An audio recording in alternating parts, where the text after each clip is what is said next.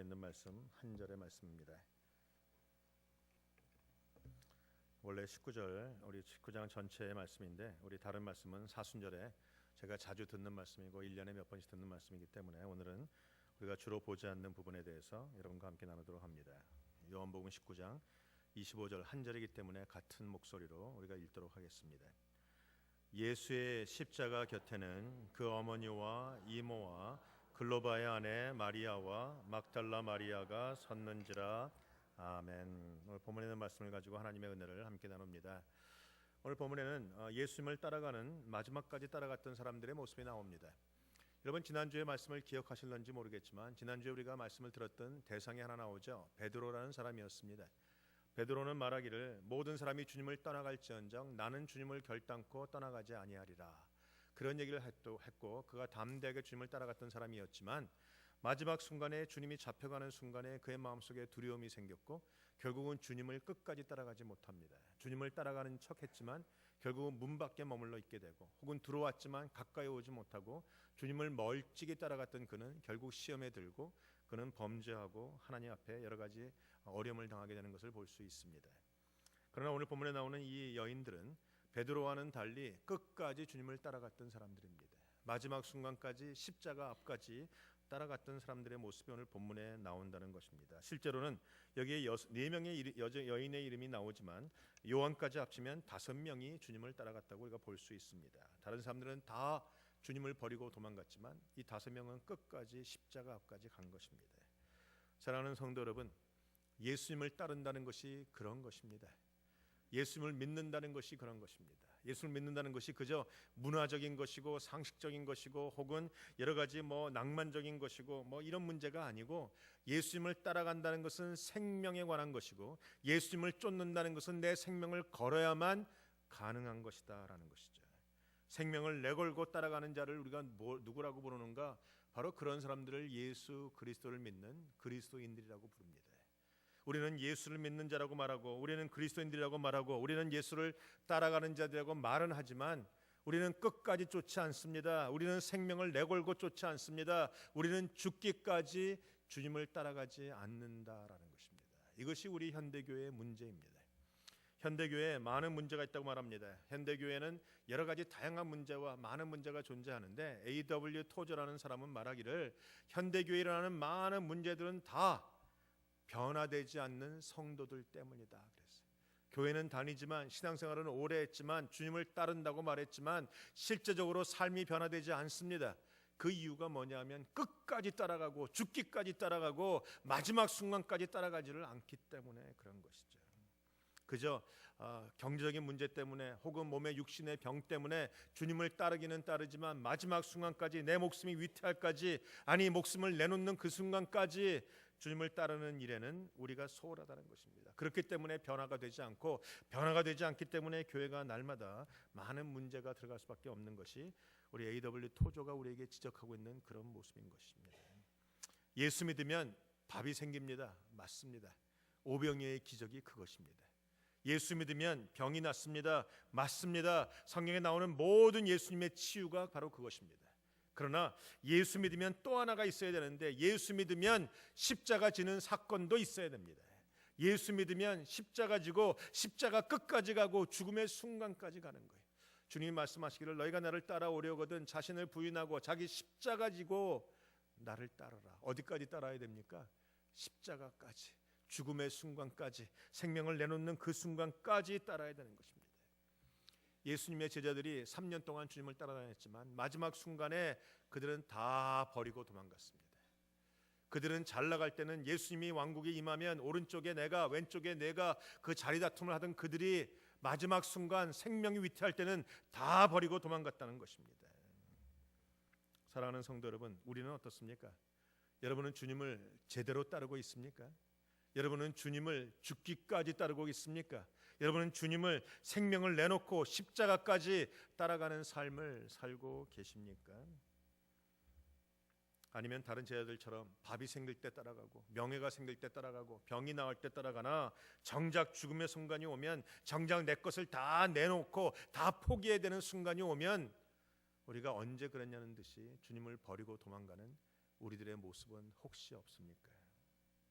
우리가 늘 입으로는 몇시 천대 십자가는 내가 지고 주님은 존귀와 영광 받으시옵소서 말은 하지만 실제적인 삶에서는 몇시와 천대는 주님 받으시고 나는 존귀와 영광만을 받겠다고 하는 그런 모습과 그런 마음이 내 안에는 없습니까?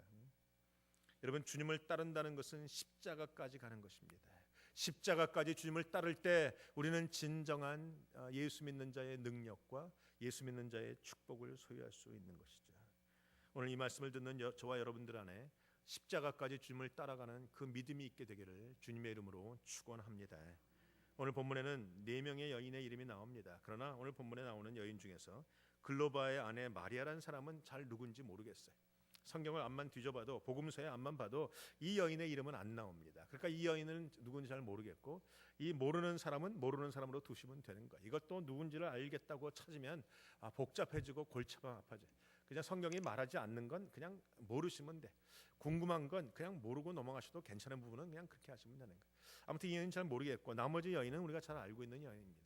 그런데 이 여인들이 다 주님을 따라가는데 그 이유가 뭔가? 우리 여인들이 주님을 따라갈 때 우리가 그 공통적인 이유를 찾을 수 있는데 그것은 바로 사랑입니다. 예수님의 어머니도 주님을 사랑했고 막달라 마리아도 주님을 사랑했고 예수님의 이모도 주님을 사랑했고 다 주님을 사랑하는 그 사랑이 결국 행위로 보여졌다는 것이죠. 여러분, 우리는 주님을 사랑한다고 말은 잘합니다. 말은 잘해.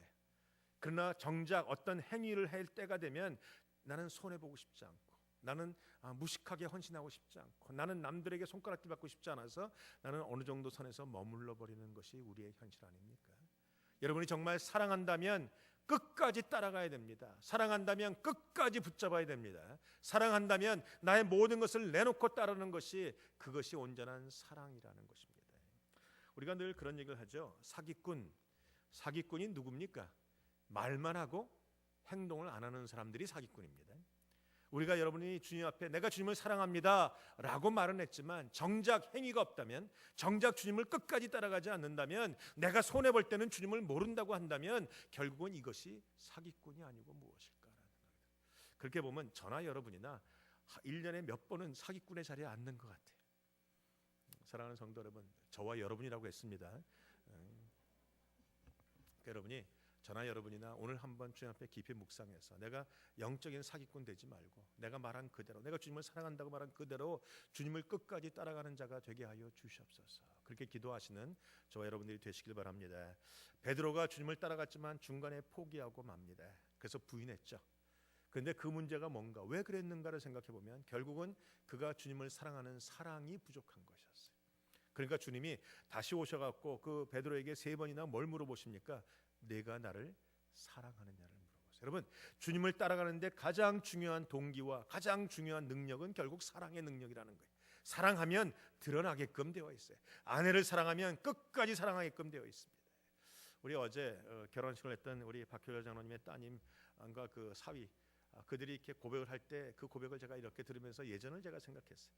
그 고백이 무슨 고백입니까? 나는 내가 사랑하는 아무개 남편을 혹은 아무개 아내를 좋을 때나 슬플 때나 기쁠 때나 안 좋을 때나 건강할 때나 아플 때나 부유할 때나 가난할 때나 우리가 늘 그런 고백을 하고 그렇게 결혼을 하는 것입니다. 여러분, 우리도 마찬가지. 이것이 사랑에서 나온 고백이기 때문에 우리도 주님을 얘기할 때 내가 건강할 때나 내가 아플 때나 내가 부유할 때나 내가 가난할 때나 내가 좋을 때나 나쁠 때나 마음이 즐거울 때나 상처를 받았을 때나 내가 끝까지 주님을 섬기겠나이다.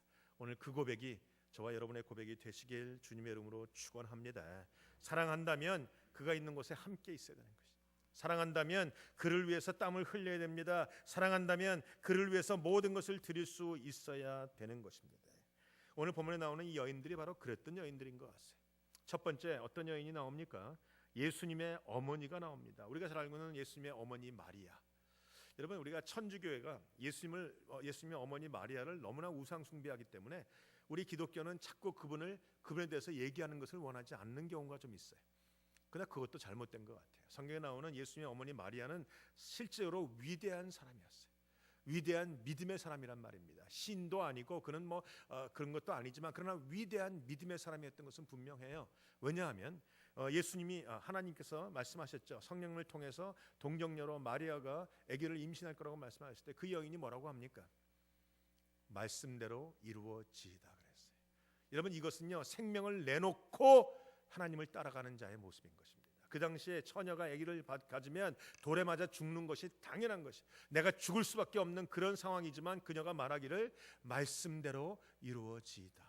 여러분, 이것은요 생명을 내놓고 믿는 자의 모습이기 때문에 이 마리아는요 이렇게 주님을 따라갔던 사람이에요. 처음도 그랬고 오늘도 죽을 수밖에 없는 그 자리까지 쫓아가서 마지막 순간까지 주님 곁에 붙어있는 그 마리아의 모습을 보면 확실히 마리아는 위대한 믿음의 사람이었다라는 생각을 갖습니다.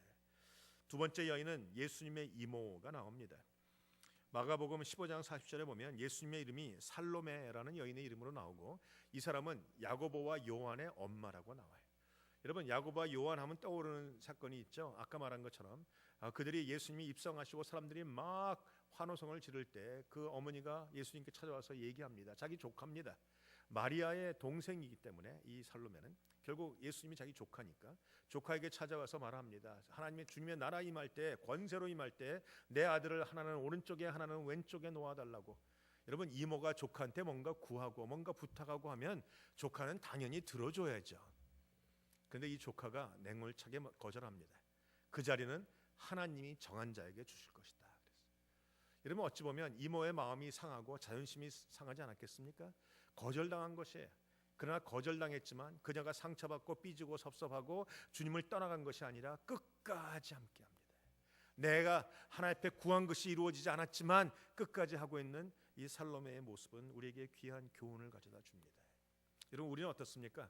우리도 주님 앞에 뭔가 구하지 않습니까? 주님, 내 기도 응답해 주세요. 주님, 나에게 건강 주세요. 주님, 나에게 물질 주세요. 주님, 나의 가정 지켜주세요. 주님, 나에게 복 주세요.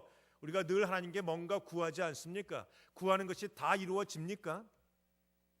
물론 우리는 믿음으로 고백합니다. 지금 당장 이루어지지 않아도 하나님의 정확한 때에 가장 좋은 것으로 이루어질 것입니다. 이건 진리이고 사실이고 믿음인 것은 분명하지만 그러나 인간적으로 보면 거절당하고 내 기도가 응답되지 않을 때 마음이 아픈 거 사실입니다.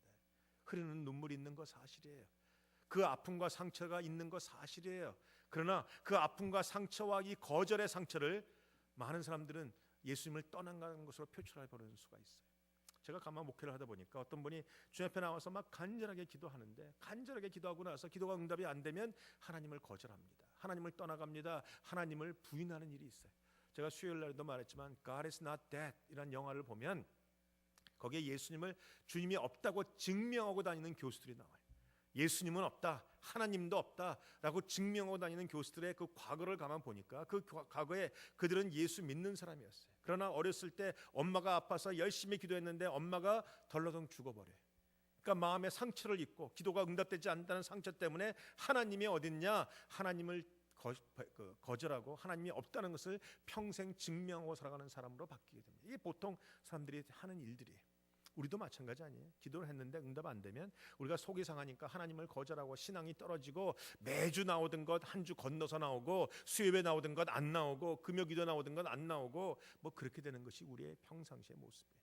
그런데 오늘 살로메는 보면 예수님께 뭔가 구했는데 거절당했어요. 수치와 창피함이 있었을 겁니다. 그럼에도 불구하고 그녀는 끝까지 주님을 따라갑니다.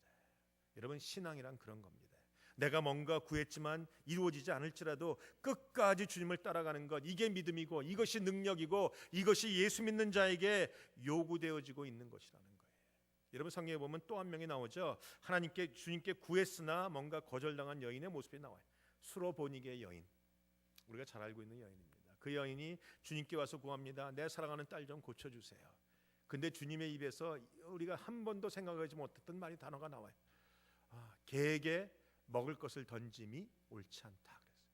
쉽게 얘기하면 그 이방 여인을 향해서 개라고 부른 거예요. 여러분, 우리가 그런 일을 당하면 마음속에 얼마나 무너집니까? 그토록 믿었던 주님, 나를 사랑할 거라고, 나의 기도를 응답할 거라고 믿었던 주님으로부터 배반을 당하고 거절을 당하고 배신을 당하고 그런 마음이 얼마나 큰 마음입니까? 그런데 이 여인의 반응이 놀라워요. 우리 같으면 관둬라 하고 나갈 텐데 이 여인은 뭐라고 합니까? 맞소이다. 그러나 개들도 주님의 상에서 떨어지는 부스러기를 먹습니다. 끝 끝까지 주님을 붙잡고 있는 거예요. 끝까지 믿고 있는 거예요. 거절을 당해도 하나님 앞에 끝까지 십자가까지 나가고 있는 그의 모습을 봅니다. 결국은 그의 딸이 고침을 받습니다. 사랑하는 성도 여러분, 우리가 믿는 믿음이란 이런 믿음이어야 합니다. 그럼에도 불구하고 내가 기도했지만 응답이 안 됩니다. 그럼에도 불구하고 내가 주님을 믿는 것입니다. 내가 하나님께 뭔가 구했지만 이루어지지 않습니다. 그럼에도 불구하고 주님께 끝까지 구하는 것입니다. 여러분, 우리가 그럼에도 불구하고의 신앙만 가진다면 문제가 안 돼요. 근데 많은 사람들은 그러나의 문제를 그렇기에 신앙을 하는 거예요. 하나님 앞에 구했습니다. 그러나 응답되지 않았습니다. 안 왔기에 하나님을 버리고 안 왔기에 떠나갑니다. 상처받았습니다. 그렇기에 떠나갑니다. 여러 가지 고민합니다. 여러 가지 문제가 생겼습니다. 그렇기에 이렇게 됩니다. 그렇기에 신앙과 그럼에도 불구하고의 신앙은 큰 차이가 있는 것이죠. 사랑하는 성도 여러분, 우리는 그럼에도 불구하고의 신앙을 가지십시다. 하나님 앞에 구했지만 기도 응답이 안 올 때 그럼에도 불구하고 그래도 믿고 그래도 사랑하고 그래도 끝까지 주님을 따라가는 신앙, 그럼에도 불구하고의 신앙이라 생각합니다. 저는 이 신앙이 저와 여러분에게 임하기를 주님의 이름으로 축원합니다. 옆 사람에 고백하세요. 손을 좀 잡으시고 그럼에도 불구하고 주님을 따라가십시다. 아멘. 세 번째 나오는 여인은 막달라 마리아라는 여인이 나옵니다. 우리가 잘 알고 있다시피 이 여인은 신분이 낮은 여인이고 길거리 여인이고, 우리가 또 알다시피 이 여인은 7 귀신 들렸던 여인이기도 합니다. 이 여인이 이렇게 많은 어려움이 있었지만 주님이 그를 만나서 누가복음 8장에 보면 그의 모든 그 귀신을 다 쫓아내 주시고 그녀를 고쳐 주세요. 그리고 그 여인이 이제 누가복음 8장 2절과 3절에 보면 또한 악귀를 쫓아내심과 병고침을 받은 어떤 여자들 곧 7 귀신이 나간 자 막달라인이라고 하는 마리아와 또 헤롯의 청지기 구사의 아내 요한나와 또 수산나와 다른 여러 여자가 함께 있어서 자기들의 소유로 저희를 섬기더라 하게 돼 있어요. 이 여인은 귀신으로부터 노임을 받고 그 모든 은혜를 경험하고 이제 자기의 물질을 다 털어서 주님 앞에 바쳤던 여인이에요. 주님의 모든 사역을 도왔던 여인이에요. 여러분, 성경을 가만 보다 보면 바로 이 여인이야말로 초대교회 여전도의 회장이다라는 거예요. 여러분 생각해 보세요. 예수님과 그 부리들 12명의 제자, 한참 혈기왕성하고 젊은 그 사람들, 그 사람들이 가면서 얼마나 많이 먹었겠어요. 12명 플러스 다 쫓아다니는 사람까지 포함하면 20명, 25명이 아침, 점심, 저녁을 3년 동안 먹고 다녔는데 그 액수 또한 얼마나 크겠어요. 근데 그걸 누가 다 대주는가? 이 막달라 마리아와 몇몇 여인들이 다 드셨다는 거예요. 1년 대주고 나서 야 이제 그만하자, 좀 내가 알아서 먹어라 이렇게 안 하고 끝까지 대주고 마지막 순간까지 갔어요. 또 성경에 보면 그녀가 그 갖고 있던 그 귀한 향유 깨트려서 다 드리기도 하고 얼마나 하나님 앞에 그 귀한 일을 하게 됩니까? 여러분, 이 여인이 마지막까지 십자가 앞에 갔는데, 여러분 누가복음에 보면 누가복음 7장에 보면 예수님이 시몬의 집에서 이렇게 밥을 먹을 때 한 여인이 들어와서 주님의 발밑에 무릎 꿇고 눈물로 발을 닦아주며 머리로 닦아주는 장면이 나와요. 그때 시몬이 얘기하죠. 이 만약에 예수가 진짜 선지자라면 저 여인이 얼마나 더러운 여인인지, 저 여인이 얼마나 죄인인지를 알 수 있었을 텐데 이렇게 말합니다. 그때 주님이 뭐라고 하십니까? 이제 한 가지 비유를 드시죠. 500데나리온과 500달란트를 가진 이런 걸 쭉 하시면서 누가 더 많이 탕감을 받은 사람이냐, 더 많이 탕감받는 사람이, 더 많이 죄를 용서받은 사람이 결국 더 많은 사랑을 받은 사람이다라고 하죠. 그리고 말합니다. 이 여인은 많은 것을 사함받았기에 더 주님을 사랑하는 사람이라고 그녀의 일을 이해해 줍니다. 여러분, 저는 그 모든 대목을 보면서 그런 생각이 들었어요. 주님이 보시기에 그 여인은 많은 용서를 받았기에 주님을 끝까지 사랑했고 끝까지 주님을 따라다녔으며 끝까지 모든 것을 아낌없이 주님께 드릴 수 있는 여인이었어요. 그렇다면 우리와 그 여인은 무엇이 다릅니까? 그 여인이 받은 용서는 크고 우리가 받은 용서는 작습니까? 그 여인이 받은 사랑은 크고 우리가 받은 사랑은 작습니까? 그 여인은 우리보다 더 많은 사랑, 더 많은 용서를 받았기에 드리고도 아깝지 않고 날마다 드리고도 괜찮고 날마다 주님을 십자가 끝까지 생명을 버리며 쫓아가는데, 우리는 작은 사랑, 작은 용서를 받았기에 왜 이렇게 아까운 게 많고 왜 이렇게 드리기가 힘들고 왜 끝까지 주님을 쫓는데 어려움을 겪고 있는가라는 것이죠. 저는 아무리 생각해봐도 그녀가 받은 용서와 내가 받은 용서가 다르지 않습니다. 그녀가 받은 사랑과 내가 받은 사랑이 다르지 않더라는 거죠. 그러면 나도 그만한 사랑, 나도 그만한 용서를 받았다면 나도 그렇게 헌신하고 나도 그렇게 드리고 나도 그렇게 끝까지 쫓아야 되지 않을까 생각을 합니다. 사랑하는 성도 여러분, 이 여인은 끝까지 주님을 따라갔습니다.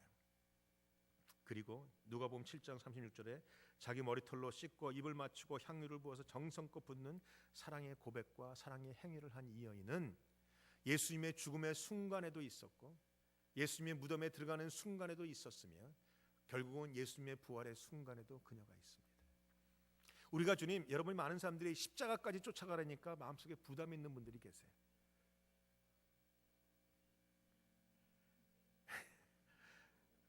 정확하게도 말하죠. 십자가까지 쫓아가면 죽음의 순간까지 가고 생명을 버려야 되는 문제이기 때문에 부담이 생겨요. 근데 여러분, 여러분이 죽음의 순간까지 가고 생명을 내고 주님을 따라가면 그것이 우리의 마지막이 아닙니다. 죽는 게 끝나는 게 아닙니다. 우리의 마지막은 부활입니다. 막달라 마리아는 그 무덤까지 갔지만 결국은 부활하신 주님을 만나는 것이 그녀의 마지막이었어요. 우리가 주님을 끝까지 쫓아가면 부활을 경험합니다. 주님을 끝까지 따라가면 영광의 면류관을 받습니다. 주님을 끝까지 따라가면 영생을 얻게 되는 것입니다. 사랑하는 성도 여러분, 우리가 받은 사랑도 막달라 마리아 못지 않습니다. 그렇다면 이제 우리가 입으로만 사랑한다고 할 것이 아니라 우리가 그녀만큼 받은 사랑과 그녀만큼 받은 용서를 가지고 주님을 향해서 헌신하십시다. 끝까지 십자가 붙들고 가고 끝까지 죽음의 순간까지 가고 끝까지 주님을 향해서 모든 것 드릴 때 주님이 우리에게 큰 은혜와 축복과 영생과 부활로 우리에게 갚아주시리라 믿습니다. 옆 사람을 고백하세요. 나도 마리아처럼 모든 걸 하나님 앞에 드릴 겁니다.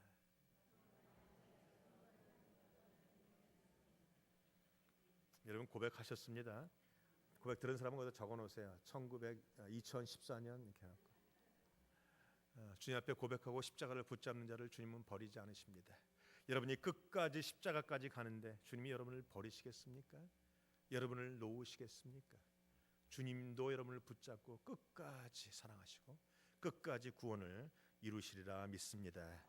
끝까지 주님을 따라가는 것이 성도의 능력입니다. 오늘도 그 능력이 저와 여러분에게 임하시길 주님의 이름으로 축원드립니다. 기도하시겠습니다.